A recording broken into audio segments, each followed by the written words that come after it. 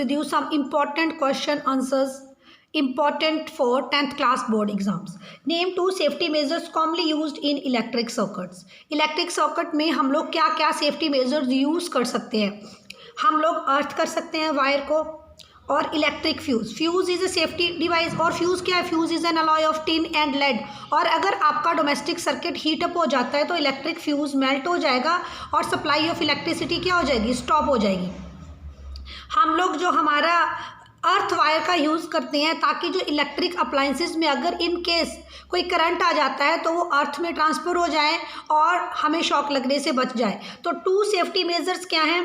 Earning and use of electric fuse. Next question. An electric oven of 2 kilowatt power rating is operated in a domestic electric circuit of 220 volt. Potential difference है 220 volt का और current है 5 ampere का. What result do you expect and explain? सबसे पहले जो given है वो लिख लेते हैं. बेटे इस क्वेश्चन में हमें गिवन है पावर. ओवन की पावर हमने लिख ली है 2 किलोवाट. एक तो ध्यान रखना है किलोवाट नहीं रखना है, इसको वाट में लाना है. तो 1 किलो में 1000 वाट, तो ये हमारे पास आ जाएगा 2000 वाट. जब भी ये किलो वाट में रखा है आपको पहले वाट में चेंज करना है, तो मैंने वाट में चेंज कर दिया 1000 से मल्टीप्लाई करके. तो जो पावर हो गई ओवन की वो हो गई 2000 वाट. और डोमेस्टिक इलेक्ट्रिक सर्किट में 220 वोल्ट का पोटेंशियल डिफरेंस है, तो हमने 220 वोल्ट ले लिया. अब हमें फार्मूला पता है कि P is equal to VI. This is, ये फार्मूला यूज़ करेगा हम लोग. P is power, V voltage कितना है, I इलेक्ट्रिक करंट कितना है. यहाँ से हम लोग इलेक्ट्रिक करंट निकालते हैं. क्वेश्चन में तो गिवन है कि करंट रेटिंग 5 एम्पियर की है, लेकिन अब हम पहले करंट कैलकुलेट कर दें क्योंकि पावर हमें गिवन है और हमें वोल्टेज गिवन है 220 वोल्ट का. ठीक है जी, तो हम लोग कैलकुलेट करते हैं. इलेक्ट्रिक करंट आई कितना हो गया, यहाँ ये हो गया हमारे पास P upon V. Values put करते हैं. पावर कितनी है? पावर आपके पास है 2000 वोट की, जो कि किलो वोट था, आपने वॉट में चेंज किया. और वोल्टेज कितना है? 220 वोल्ट. 220 वोल्ट. तो आप इसको सिंप्लीफाई करिए. ये हमारे पास सिंप्लीफाई करके आ जाएगा 9.09 एम्पियर. तो इलेक्ट्रिक करंट जितना ये ओवन, जो हमारे पास इलेक्ट्रिक ओवन है, ये जो पावर हमने लिखी ओवन की, तो ये ओवन इलेक्ट्रिक करंट कितना खींच रहा है? 9.09 एम्पियर का इलेक्ट्रिक करंट ये ओवन खींच रहा है. लेकिन सप्लाई कितने की है? करंट रेटिंग तो 5 एम्पियर की है. तो रेटिंग 5 एम्पियर की और सप्लाई ये ज़्यादा खींच रहा है इलेक्ट्रिक करंट को. इसका मतलब जब इसकी पावर ही कम है और ये ज़्यादा पावर को खींच रहा है तो हमारा सर्किट क्या हो जाएगा? सर्किट हमारा ओवरलोड हो जाएगा. The electric oven draws current much more than the current rating of 5 ampere. Current rating तो 5 एम्पियर की है, लेकिन ओवर 9.09 एम्पियर का करंट खींच रहा है. It means our circuit is overloaded. Circuit overloaded हो जाएगा. सर्किट में क्या हो जाएगा? एक्सेसिव करंट हो जाएगा.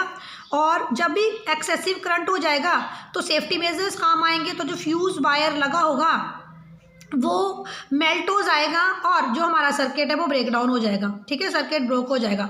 तो जब भी फ्यूज़ का फंक्शन यही है कि जब भी सर्किट ओवरलोड हो जाए तो फ्यूज़ क्या करेगा? फ्यूज़ मेल्ट कर जाएगा और हमारा जो सर्किट है वो ब्रेक हो जाएगा. सर्किट काम करना बंद कर देगा. बाकी जो हमारे घर की इलेक्ट्रिसिटी है, बाकी अप्लाइंसेज है, वो सारे शॉर्ट सर्किटिंग से क्या हो जाएंगे? सेव हो जाएंगे. Next question. But precautions should be taken to avoid the overloading of domestic circuit. अगर डोमेस्टिक सर्किट में ओवरलोडिंग हो गई है, ठीक है, तो हम लोग क्या क्या मेजर्स लेंगे?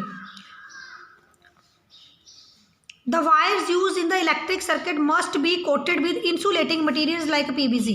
जो हमारी वायर्स हैं डोमेस्टिक इलेक्ट्रिक सर्किट में वो अच्छे इंसुलेटिंग मटेरियल की लगी होनी चाहिए, क्योंकि हमारे डोमेस्टिक सर्किट में कॉपर वायर है और कॉपर वायर के ऊपर हमने प्लास्टिक रबर चढ़ी होती है. तो अच्छी PVC होनी चाहिए, अच्छी इंसुलेशन होनी चाहिए, ताकि अगर सर्किट हीटअप भी होता है तो वो प्लास्टिक ईजिली मेल्ट नहीं हो जाए.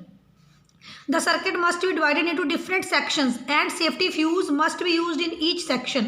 सर्किट को हमें डिफरेंट सेक्शंस में डिवाइड करना है और हमें सेफ्टी फ्यूज़ भी यूज़ करना है, ताकि अगर एक सेक्शन में कुछ गड़बड़ हो जाए तो जो सेफ्टी डिवाइस फ्यूज़ है वो मेल्ट हो जाए और सर्किट वहाँ से ब्रोकन हो जाए और बाकी के जो सेक्शंस है वो फुली सेफ रह जाएँ. High power appliances like air conditioner, refrigerator, water heater, etc. should not be used simultaneously. घर में ऐसे नहीं है कि रेफ्रिजरेटर भी चला दो, हीटर भी चला दो, ठीक है। जितने भी हैवी लोड खींचने वाले डिवाइसेस हैं उन सारों को इकट्ठा नहीं चलाना है। अगर सारों को इकट्ठा चला देंगे तो सर्किट हमारा ज़्यादा वोल्टेज खींचेगा, ठीक है, तो सर्किट ओवरलोड हो जाएगा, सर्किट ओवरहीट हो जाएगा और इससे क्या हो जाएगा, इससे सर्किट में कुछ टेक्निकल फॉल्ट आ सकता है, हमारी वायरिंग मेल्ट कर सकती है, ठीक है, और घर में जैसे आग लगने जैसे हादसे हो सकते हैं। सो जो वेरियस हाई पावर डिवाइसेस हैं, air conditioner, refrigerator, water heater, इन सारों को इकट्ठा नहीं चलाना है, ठीक है।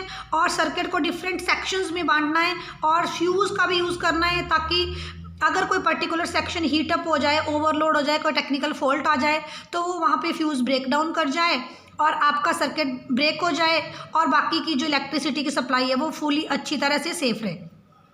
और हाईली इंसुलेटेड मटेरियल, अच्छी क्वालिटी के इंसुलेटेड मटेरियल्स को यूज़ करना चाहिए, ताकि अगर सर्किट ओवरलोड भी हो रहा है, हीटअप भी हो रहा है, तो वायर्स हमारी सेफ रहें।